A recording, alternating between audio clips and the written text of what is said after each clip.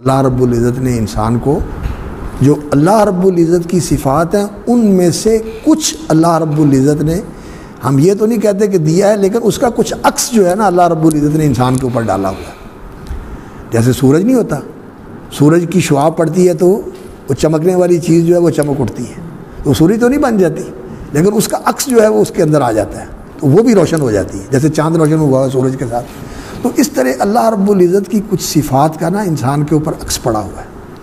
اللہ رب العزت نے اس کا کچھ حصہ انسان کو عطا فرمایا، جیسے علم ہے، اللہ نے انسان کو بھی علم عطا فرمایا، قدرت ہے، اللہ نے انسان کو بھی عطا فرمائی، لیکن انسان کی قدرت بھی مخلوق ہے، علم بھی مخلوق ہے، اور انسان کا علم بھی محدود ہے، قلیل وما اوتیتم من العلم الا قلیلا، اور قدرت بھی ہے لیکن یہ بھی محدود ہے۔ ایک دائرے کے اندر انسان قدرت رکھتا ہے، اس کے بعد نہیں رکھتا انسان، اس کے بعد اس کی قدرت ختم ہو جاتی ہے۔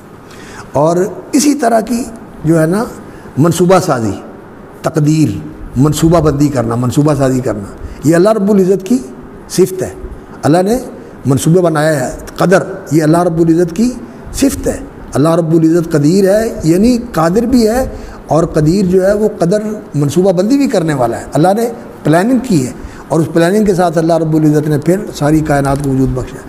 تو یہ چیز اللہ نے انسان کو بھی عطا فرمائی ہے، یہ چیز اللہ تعالیٰ نے انسان کو بھی عطا فرمائی۔ تو یہ چیزیں جو ہے نا اللہ تعالیٰ نے انسان کو محدود طریقے پر عطا فرمائی ہیں۔